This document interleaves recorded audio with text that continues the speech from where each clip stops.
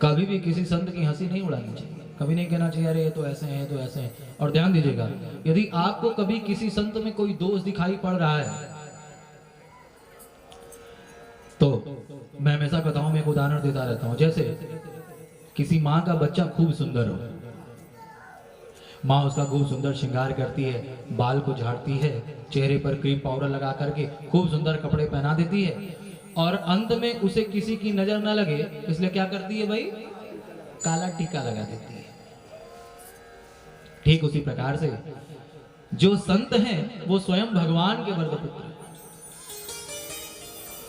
हम लोग को यदि 4 दिन घर छोड़ने के लिए कह दिया जाए तो पसीने छूटने लगेंगे। कहते महाराज अरे 1 हफ्ता 10 दिन कैसे बिना घर के रह सकते हैं, लेकिन उन संतों ने भगवान के लिए अपने माँ का त्याग किया है, अपने पिता का त्याग किया, अपने घर बार का त्याग किया। हम लोग सारे सुख सुविधाओं से रहते हैं, लेकिन वो संत भगवान का भजन करते हुए जंगल में रहते हैं। कभी कुछ खाने को मिला, कभी नहीं मिला। कितनी बड़ी तपस्या करते हैं संत, भगवान के वरद पुत्र हैं।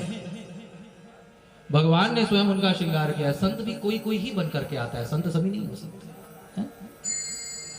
संत भगवान बना करके भेजता है, संत बना नहीं जाता, संत स्वयं भगवान बना करके भेजता है। संत भगवान के वरद पुत्र हैं।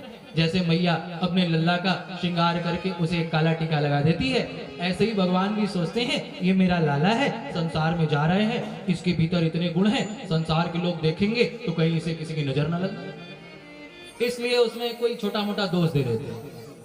मानो भगवान उसके ऊपर एक काला टीका लगा देते हैं। इसलिए कभी भी ये नहीं सोचना चाहिए देखो इस संत में तो ऐसा है, इनके पास ऐसा है, ऐसा नहीं।